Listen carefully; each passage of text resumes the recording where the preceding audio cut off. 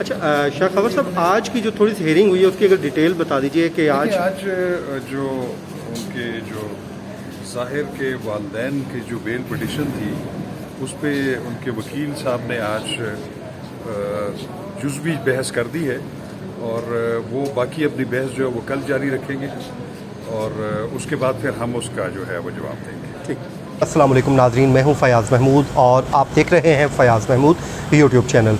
नाजरीन, आज जो ज़ाहिर जाफ़र के वालिदैन हैं, जो शरीक मुल्ज़मान हैं, जिसमें ज़ाकिर जाफ़र और अस्मत आदम जी, इन दोनों की दरख्वास्त ज़मानत पर इस्लामाबाद हाई कोर्ट में समाअत हुई है।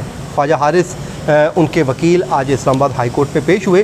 सुबह 9:55 पर जब इस समाअत का आगाज़ हुआ तो जस्टिस आमिर फ़ारूक साहब ने ये कहा कि इस केस को हम आखिर में सुन लेते हैं, क्योंकि जो बाकी केसेस हैं पहले उनको सुनने के बाद इसको तसल्ली से इस केस को सुन लेंगे। जिसके बाद 10:55 पर इस केस की समाअत का दोबारा आगाज़ हुआ तो जैसे ही रोस्ट्रम पर वकला साहिबान सामने आए तो शौकत मुकद्दम साहब भी आगे चल के आ गए, जिस पे जस्टिस आमिर फ़ारूक ने उनको कहा कि आप अपनी नशिस्त पे बैठ जाएं, आपके जो वकला हैं वो यहाँ पर खड़े हुए हैं। शाह खबर एडवोकेट, अपनी जो लीगल उनकी टीम है वो सारी मौजूद थी।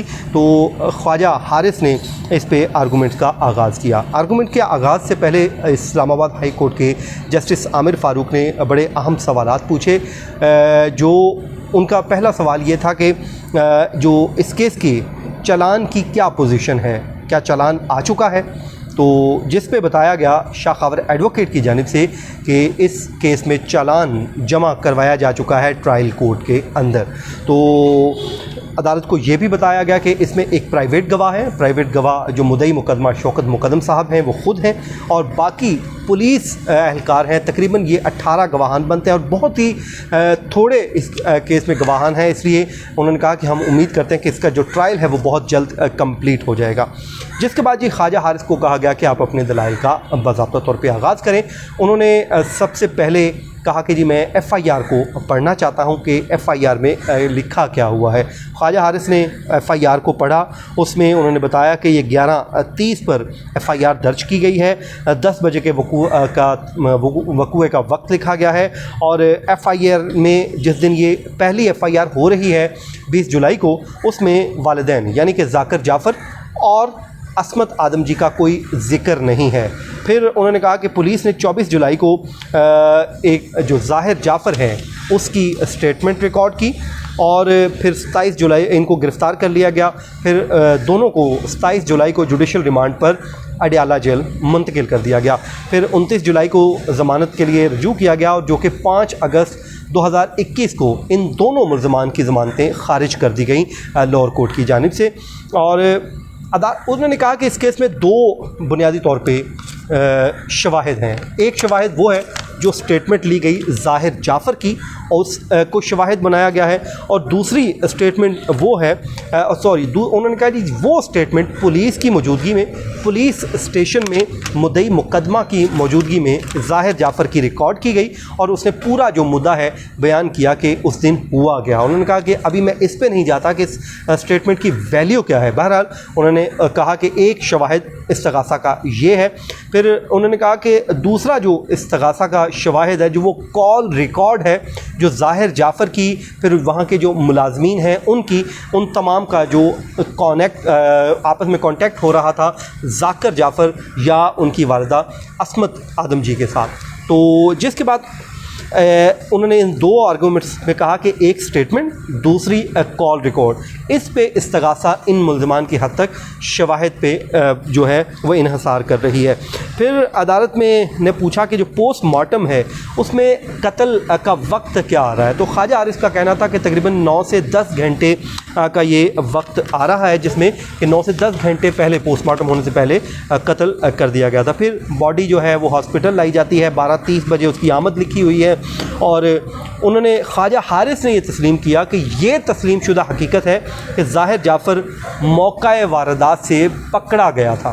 तो जिस वक्त ये केस की समाअत चल रही थी तो आज जो जाफ़र फैमिली है उनके जो लोग थे, ख़वातीन थी, वो भी मौजूद थी। वो मुसलसल तस्बीह पढ़ रही थी और फिर उन्होंने कुछ जो दफ़ात लगाई गई हैं वो पढ़ी ख्वाजा हारिस ने। उन्होंने कहा कि 201 लगाई गई है जो हक़ाइक़ छुपाने, शहादतें ज़ाया करने, फिर 511 वो अयानत का इल्ज़ाम है उसमें, और 176 जो किसी भी जुर्म का इल्म हो लेकिन पुलिस को आगाह ना करना, तो ये दफ़ात हैं। और उन्होंने कहा कि 201, 176 ये काबिल ज़मानत दफ़ात हैं और 118 जो है वो नाकाबिल ज़मानत दफ़ा है और उसमें 7 साल की सज़ा तजवीज़ की गई है।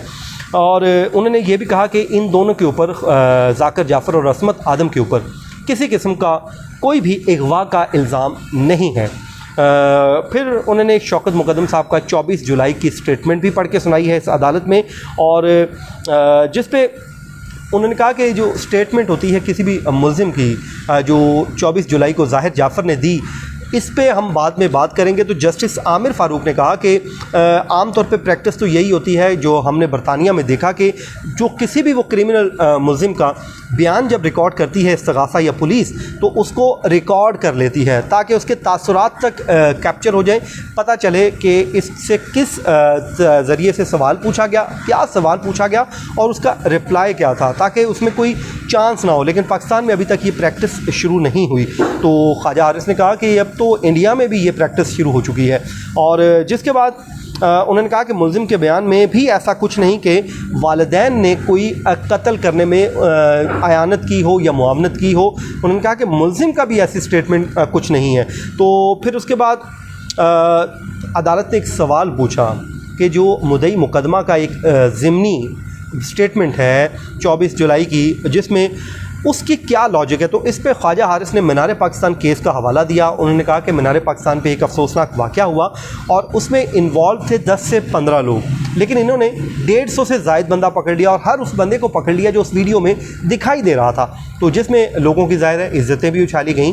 और उन्होंने कहा कि अब तो मैं आज़ादी की खुशियों में शामिल नहीं हो सकता कि कहीं मेरी वहाँ वीडियो ना बन जाए और कोई वाक़या ना हो तो मैं भी पकड़ा ना जाऊँ। ख्वाजा हारिस ने इस पर भी कहा। तो जिसके बाद अदालत ने पूछा कि ये थेरापी वर्क्स वाले क्या हैं। तो उन्होंने कहा कि थेरापी वर्क्स वाले तो बुनियादी तौर पे विटनेस थे, लेकिन इनको मुल्ज़िम बना दिया गया।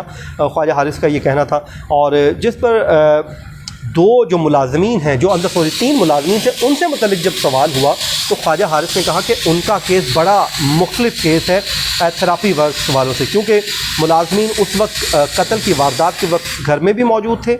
जब लड़की ने 2 बार भागने की कोशिश की तो ये भगाने में उसकी मदद कर सकते थे। ये ख्वाजा हारिस के दलाइल हैं। और फिर उन्होंने कहा कि आम तौर पे जो FIR है वो सुनी सुनाई बातों पे नहीं होती। सुनी सुनाई बातों पे जब FIR होती है तो फिर वो वीक हो जाती है। तो अदालत ने एक सवाल पूछा, कहा कि असमत आदम जी या इन मुल्ज़िमान का कोई थेरापी वर्क के साथ कोई लिंक है। तो शाह खावर एडवोकेट ने बताया कि जो पिटिशनर हैं, लेडी पिटिशनर यानी कि असमत आदम जी, वो थेरापी वर्क्स की मुलाजमा रह चुकी हैं, वहाँ पे वो काम कर चुकी हैं। ये बड़ी इम्पॉर्टेंट बात है। इस्तग़ासा ये कहती है कि एक लिंक जोड़ने के लिए ये भी काफ़ी है। और इस पे अदालत ने ये बात बताई है उनको। और उसके बाद पुलिस, हाँ, एक और सवाल ये पूछा गया कि क्या पुलिस को किसने आगाह किया, ये अभी तक बात मालूम हो सकी कि नहीं। तो अदालत को ये बताया, ख्वाजा हारिस ने कहा कि ये ऐसी कोई चीज़ रिकॉर्ड पे अभी तक नहीं आई कि पुलिस को किसने आगाह किया। तो जिस पर शाह खावर एडवोकेट ने क्लियर किया कि वहाँ पर ये जब थेरापी वर्क्स वाले पहुँचे हैं, बाहर रश लगा हुआ था, तो एक इवेंट वहाँ पे क्रिएट हो गया। तो वहाँ पे थाना कौसार की पुलिस पार्टी यानी कि पेट्रोलिंग पुलिस फिर रही थी, तो उन्होंने वायरलेस पे फ़ोन करके थाना को आगाह किया। दैन पुलिस पहुँची, फिर उसके बाद शौकत मुक़द्दम साहब को आगाह किया गया। तो ये पुलिस ये कहती है कि हमारे पास वायरलेस का रिकॉर्ड है। ख्वाजा हारिस ने कहा ये तो ट्रायल में पता चलेगा कि इनके पास रिकॉर्ड है या नहीं। तो नाज़रीन, कल तक इस केस की समाअत मुलतवी हो गई है। ख्वाजा हारिस अपने दलाइल जारी रखेंगे। तो ये था आज का हमारा वीलॉग। अपनी दुआओं में मुझे याद रखिए। मुझे दीजिए इजाज़त। अल्लाह हाफ़िज़।